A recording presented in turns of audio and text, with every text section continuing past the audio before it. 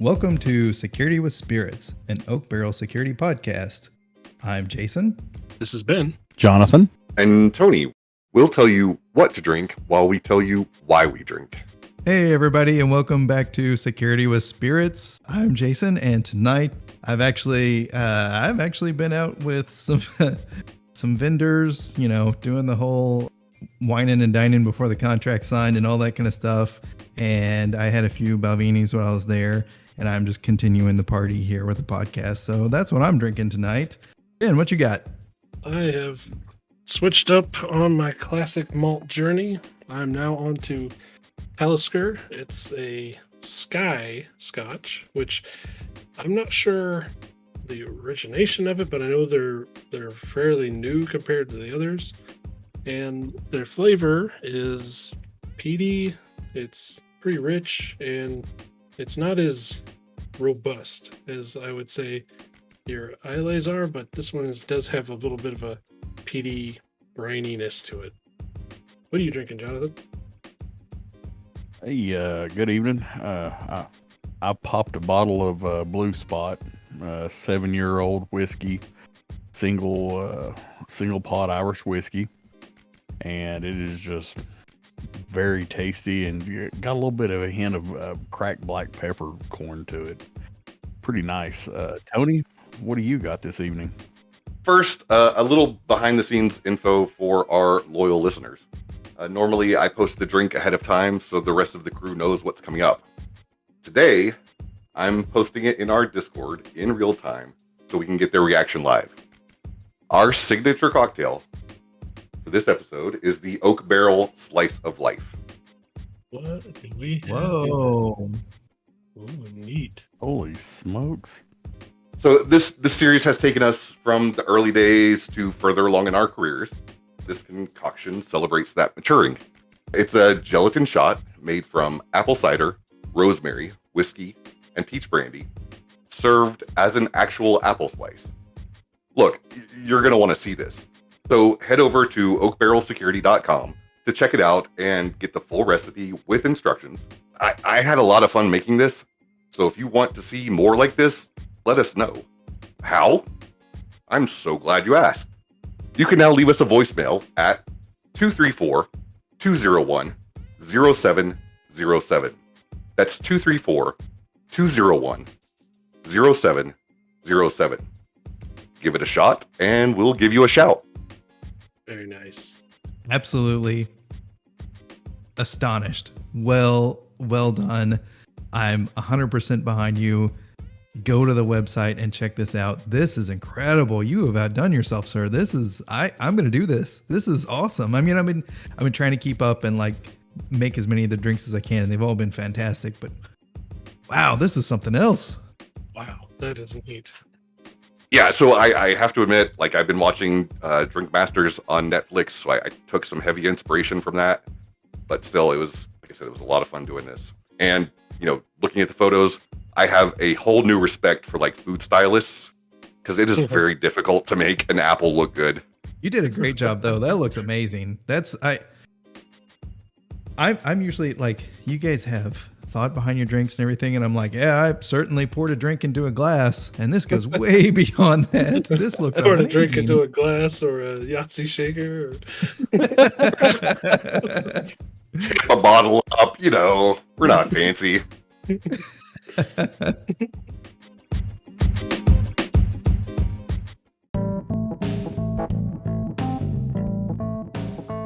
We're winding down our series on going through life as a security professional. Some of the things you've selected, your career path, have guiding you through high school, college, or no college, or certifications. Now we're kind of later on in life. We're looking at maybe some of those certifications that have a little bit more investment that you have to put into it, or maybe a graduate degree or something like that. I know I myself, I have a graduate degree. I went the MBA route because I wanted to learn more of the business. I wanted to go more of a leadership path in my career. I grabbed the CISSP, paired it with the PMP, I think it's done well for me. I know, Ben, can you tell us a little bit about advanced degrees and certifications?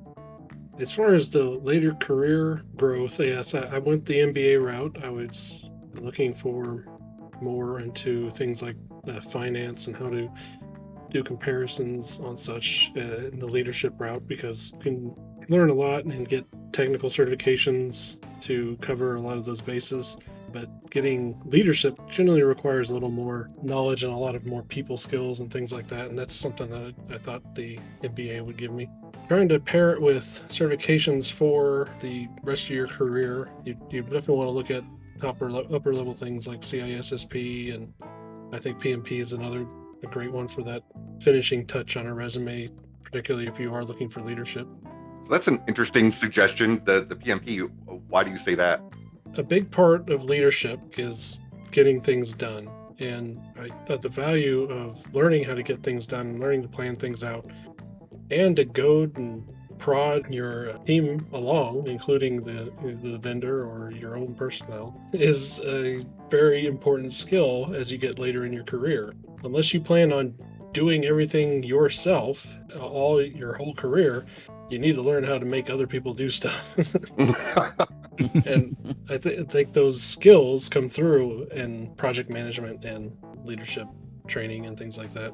The other thing I think that should be mentioned is not necessarily, I wouldn't call it a certification or advanced degree or anything, is learn to curl up in a ball and wait for death. No, I'm kidding. Learn how to live your life a little bit. If you consider your cybersecurity career, you've probably spent, and we're talking the later part, so you've probably been in the field 15 to 20 years. And it's a grind. You will spend a lot of time thinking about, wow, I remember that time I worked a 36-hour shift, or I remember when all this stuff went down and I had to pull my hair out for getting this fixed and putting these systems back online. At this point in your career, you need to learn to not grind yourself out like that, because as you reach this kind of age range and this stage in your career, you should feel more confident in your skills, and you should learn to kind of get away from it all. Learn how to unplug. Yeah, so what you definitely shouldn't do is start a cybersecurity podcast and add hours and hours to your work week talking about your job. Why not?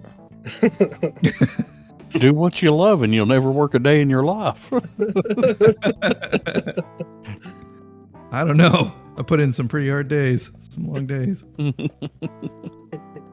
wouldn't say I'm in love with it. Yeah. More of a situationship. It's complicated. Yeah. That's a good point, though. That's a find healthy hobbits. Find healthy hobbits. Make sure you find. You want to make sure they still have all the hair on their feet. They know how to cook potatoes. Let's try that again. I think you're right on with that one. Go wandering around Middle Earth trying to find healthy hobbits. That might be your healthy habit. I don't know. But yeah, no, I'm with Ben. Find a healthy habit. Find somewhat of something that I am very technical, and I love everything. I love all my gadgets. I love all my stuff. I love always learning. But there are times where you have to just completely disconnect. You may not be an outdoorsy person, but you still need to disconnect. You know, I have no advice. I can't tell you what to do. Unfortunately, I can't tell you what your man, I almost did it again. What your hobbit is. I can't tell you about your hobbit. I love that advice, honestly. Like, at this stage in your career, you should be fairly confident, although, like, I think we all suffer from imposter syndrome still. Oh yeah. But I think I've talked to Jonathan about this before. Like, at this stage, we're paid for being able to do the job in 5 minutes instead of grinding it out for hours. Yeah. Our career is based on that experience that allows us to be more efficient. So yeah, take that extra time where you're not grinding it out and, take a walk or drink, whatever. Go find a healthy hobbit. Give him some hobbit cider. It'll be fine. It comes in pints. Yeah.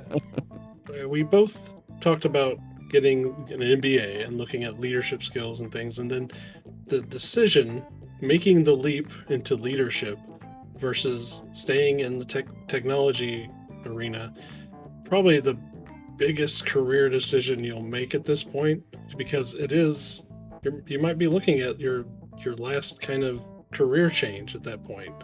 Or if you go leadership, you'll get in the habit of doing leadership, and maybe you stay in leadership. And if you're a good one, that's great. So I get to kind of play the role of the outsider on this one, because I'm the only one without an advanced degree. So like you two that got your MBA, why that? And Jonathan, you went a different way. And why did you choose that path? For me, I knew leadership was the way I wanted to go. I'll be honest, I wanted to have a little bit more control in the decision making, but it's kind of a passion for helping others, kind of become better at what they do. I mean, you can do that. You don't have to become a leader to do that. Like, you can still be a really good mentor, and even, parallel, job duty wise with the person sitting in the office next to you or whatever, video conferencing, however the world is in your world. But I felt like I could make more of an impact as a leader. And I still love tech, and it's tough to let go of the tech side, but it's also very, very rewarding to see people succeed and people, just be happy with their jobs. That's really the only reason why I went to get the MBA, is just so I could continue that path towards leadership. The situation in my career at that point, I recognized that we either had leaders who didn't know the technology, and you had people in the technology who didn't know how to, I would say, get things done, project management, things like that. And I wanted to try to hybrid that, because I knew I had the tech skills, and I knew I was always working on my tech skills. So I thought, if I'm going to go back to school, I'm going to augment those tech skills with the things that I don't have, an abundance of experiences, and kind of fast line that. And that's why I went to an MBA. It was really more of a self-optimization choice. Even though I hadn't really planned to go into leadership, I wanted to be able to if I needed to, if that makes sense. So has an advanced degree been a requirement for advancing into a leadership position anywhere you've seen, or is it just you want that knowledge and that skill set to take it to the next level? And for me, I mean, just a degree in general tends to be a barrier to entry to any leadership position. But a big part of it was, if I was going to do it, I wanted to make sure I did it well. So I always try to figure out what path I want to do, and then I go online and I do a lot of job searches, and I see like, oh, that's where I want to be. So let's look at the requirements. And a degree, it came up enough that I was like, I have to do this. I've been listening, just taking it all in at the moment, but I was at the same time kind of analyzing my decision at that time, because I was going to go down the path of an MBA, and the school that I was planning to attend to get my MBA just created a new program that was a Master's in Information Systems, or Master's of Management and Information Systems. So it was a marriage of MBA and Information Systems. So I had that ability to focus on more of decision making, strategic planning, ethics and communication in information systems. So it's kind of the same thing as an MBA, just geared more towards IT. But I don't know, when I made that decision, I didn't look at the job market. It was actually something deep seated in me that was like, I'm going to go do this, because one, I got to do it. But it really goes back to when I was younger. Towards middle school, I was told I would never be able to go to college, that I wasn't smart enough, and at that point, it was like I had to prove this to myself that I was really capable of not just a college degree, but an advanced college degree. It's quite a motivator. Like being told, like, I know that because I've used that many times. I ran a marathon because somebody said I couldn't. So Being stubborn can get you pretty far. yeah. I looked at some degree programs. I found one for Masters of the Universe, and but I didn't have the physique. Wah, wah, wah. I'm still trying to find a place where I can take my Jedi Masters. This is how you get poor performers anywhere, but I think a lot of people I've talked to kind of see leadership as the payday. Like once you hit leadership, you're done. You can relax those tech skills, you can, or whatever industry you're in, you're just like telling people what to do and sit back and collect a paycheck.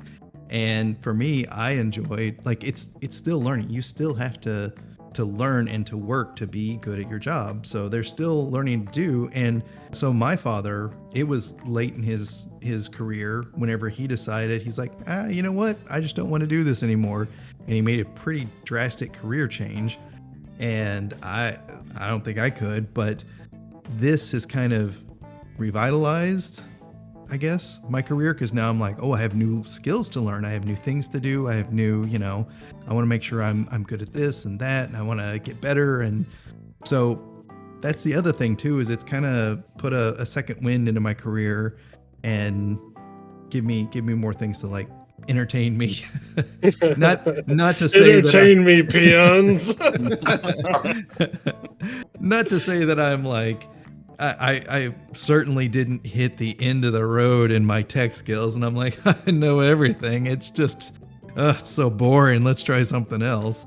But it is different. It is a different learning, different way to learn, different skills to learn and everything. And it's new and exciting and it's fun. And luckily, I stayed in leadership roles that are in IT, so I can still use those IT skills. And now the IT, like the tinkering and stuff that I like to do, is more of a hobby, which is awesome to me because I can, spend an evening in my home lab and enjoy it and not think I'm like, I have to learn this so I can be good at my job. It's just, I'm like, oh, I'm kind of interested in this. Let's try it out. So what about the folks that aren't interested in leadership at this point in their career? What do you say for them? Is there something they should be doing and working towards? What are their next steps? No, you need to stay working forever because we need people like, no, I'm just kidding. Well, that's the nice thing because technology is always changing, always growing. Yeah. So, just when you think you're like, I know it all, there's something else that you can start tacking on. There's a new search you can go after that would complement your skill set. I have quite a big admiration for those people who know and love what they do, and that's what they want to do. I've met numerous people in my career who, and we've talked about it on the show before, that their careers have been wrecked where they've been kind of forced into promotions, or, it doesn't necessarily have to be management, but, different angles of the business, or moving up, or going from an engineer to like a sales engineer or something like that. I have a world of respect of those people who are like, I want to work in my servers, or I want to work in the cloud, or I want to work in network or whatever. And this is what makes me happy. And this is what I'm doing. That's amazing. Yeah. And that's something that I think I would like to see some changes in, and how, because like we were talking about, I believe we mentioned, it's like good employees trying to reach that number, whatever number of income they're looking for, or end up forced into positions that A, they don't want, or B, they are bad at. And it takes them out of what they are good at and what they want to do. And that somewhere along the line, a change should happen in which we don't have to do that anymore. That we don't have to force people into management positions or other things that we can pay people well to do the things that they do they want to do and what they do well. If you have a service desk person and that they are great with people, they like fixing the problems, they like handling that, they should be rewarded for that and their ability and their desire to do that job, instead of being forced to get pulled out of that position into something they may not like it or enjoy as much. Well, the good news is that pretty soon AI is going to take care of all those jobs that people don't want to do as much, and people will be free to do whatever they want to do. Sorry, that's a teaser for a future episode. But I mean, that's legit. Like, we should be rewarding people that are like master craftsmen at what they do, right? Man, we're really giving away some next episode secrets, but I think that's where the leadership side, like, you have to know the value of somebody. I know there's always going to be, you know, HR is going to find like the best market value for whatever and all that kind of stuff. But if you can really put dollar amounts, like a value on what this person is doing, and then, you know, what it's going to cost to, you know, replace them or promote them, or I don't know. No, I love that. Like any other area of the business, you have to do cost benefit analysis, right? Yeah. HR doesn't. Right. Oh, yeah. And most of the time they're getting their information from someone else. They don't even develop it themselves. Yeah. Like, what's a bigger business expense than your employees? Why are we not doing those calculations? Yeah, again, like, what's your assets? What's your biggest asset? It's the employee and their knowledge. Yeah. And there's always going to, I mean, a person can be trained to do something. Like, you could have a network person, but I mean, that knowledge that they hold of, you know, just the wisdom they gathered over the tribal knowledge, or whatever you call it, that's there, that they've acquired over the years. That's difficult to replace. Like, you can even bring in like a top performer, and it's going to be a few months before they're ready to work at the same level as the previous person. That's a big hit. It's a big impact to the team. Have you guys ever been in a situation where you had a like a solid performer and they were promoted and kind of fell apart? I was thinking specifically on the service desk, because that's where there's so much turnover and they have a lot of access, where when you have someone who rocks the service desk and doesn't require, you know, a lot of hand holding and is perfectly comfortable doing that, it's like finding a unicorn. We're in such a messed up world. Like, even if you decided to dump, you know, like you know, just truckloads of money on somebody, unfortunately we're in the, you know, the business of, if there's pride, I guess. I don't know why. I think it's silly. I think if you got a position and you love it, you should matter. But there's some people who are like, well, I'm just the service center. No, that's an important job. And people kind of see that title change as like, aha, I'm making it. I'm now a network administrator. Yeah. Which titles are all made up, let's be honest. Like, we just need work done. Like, this title kind of fits like where we want, the direction we want to point you. Go. Succeed. All right, so my question to you leadership types: what can you do for the people that aren't looking to move up into management, are I don't want to say content, because that sounds too complacent, but like, they're good in their technical role, but how do you keep them engaged and, I don't know, interested in the job instead of just grinding it out? Is it pizza parties? Because if it's pizza parties, I'm gonna veto it. Oh man. Oh, that's all I had. No, so it's definitely rely on the soft skills, definitely empathy, make a connection. I absolutely love, like, everybody on my team. And I know that's not enough for people, and people are like, oh, weird. But another thing I do, I'm one-on-ones to me are important. One-on-one is a time to not only make, you know, that personal connection with somebody, but it's also a time to see how they want to grow, and let them know that you've got their back. Let them know that you're there to provide them with tools or training or whatever.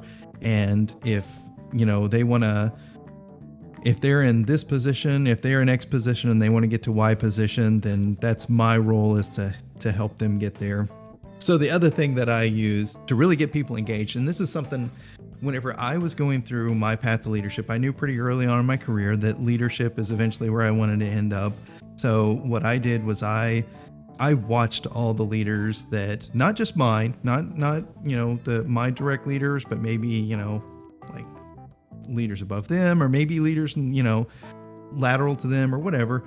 And I kind of mentally started thinking, this is what I like and this is what I don't like about them. And that was kind of shaping me to be the leader that I wanted. So luckily it helped me as I was going through my career. I'm like, well, I'm pretty like-minded to all the other people that are in my role, and these are kind of the things I want. Of course, you go out drinking with, your coworkers, and you can hear the complaints, and you're like, okay, this is... So that helped out a lot. And one of the big things that I've learned is ownership is huge. So I despised the bosses that I had that would say, Jason, I want you to build a widget. I'm like, okay. So I'd go and I'd build a widget. And I'm like, there's your widget. And they're like, I hate it. Put, wings on this widget. I'm like, okay. And I'd go back and put wings on the widget, and I'd come back and like, here you go. Instead, say, this is the need we have. What do you think? How can we make this a success? So at that point, it gives a little bit of creativity. The team member, employee, whatever you want to call it, it gets a little bit of ownership. And at that point, they're kind of bought into the solution. So now they're not only like, they're like, well, I searched, the internet, or from my training experience, or from, talking to friends or people online, I think that we should do this. And then that's whenever you go through, vendors and POCs and all that kind of stuff. And it really is inspiring to see your idea helping out the situation, organization, whatever it be. And at that point, you feel kind of invested in it, and you're like, it becomes more than just like, I'm coming into work and the boss is going to tell me what to do. It's like, I'm coming into work and I'm going to tend to my idea. I'm going to make sure it grows, and I'm going to feed it, and I'm going to love it. And yeah, so those are, one-on-ones, ownership, and then of course, empathy and those soft skills. That's what I use. Yeah, I like that. At this point in your career, like, you don't need to be told what to do. You need to be told what the end result should be. What's the goal? And we can figure out how to get there. And exactly framing it that way keeps the individual contributor engaged and feeling like they have a little creative control. Yeah, that's a big deal. Yeah, I can think of a situation in my career where I was in a position of that, where it was the opposite, like you were saying, like, build me this widget, put flames on the side, whatever.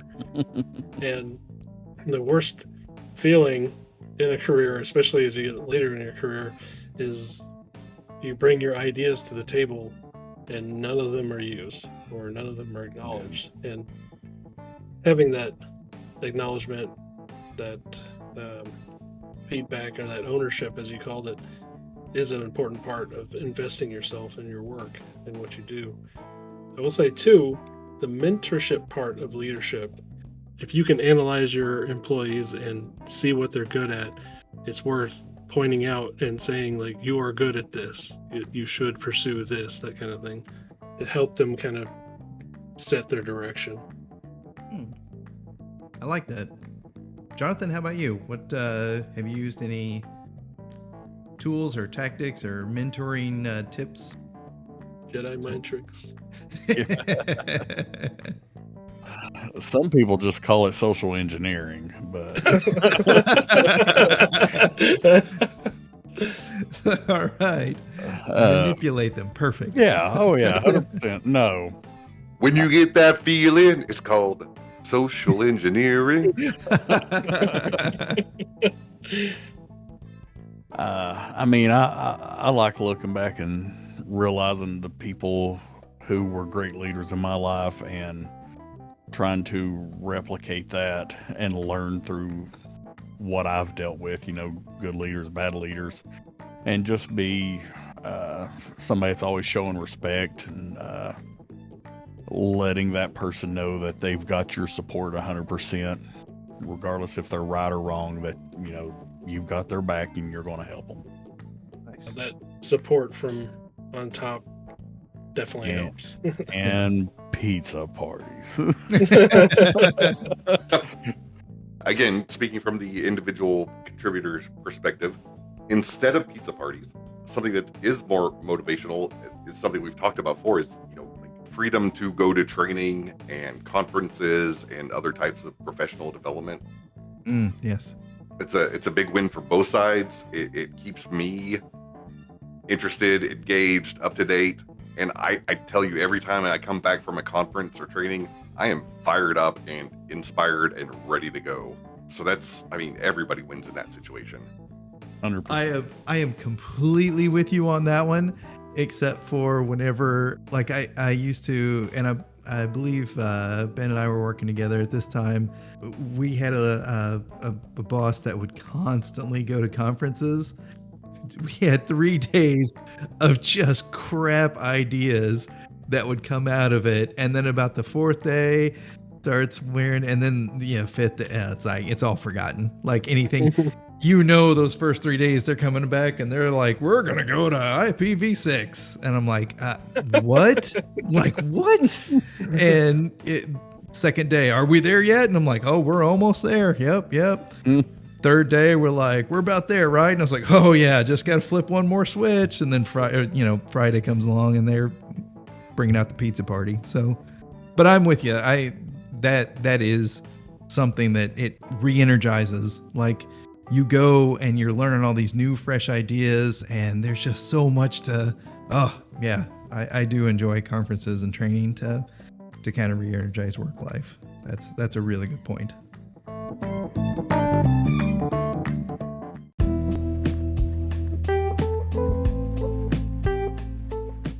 All right, well, I think that's enough of us yakking for this episode. I hope you've enjoyed it. We usually do a nugget or two, but I think that whole episode was nuggety. So maybe go back and listen to it again. That'd be awesome. That'd, help us out. Or go to our website, oakbarrelsecurity.com. Find some of the great drinks that Tony's been posting, some fun articles, some links to our podcast, and just some other things there. So go check that out. I want you to stick with us though, because next episode we're going to be seeing if we've built up our career from high school forward, and now let's see if AI is going to replace us all. So hang on to your butts for next episode. Until then, I'm Jason.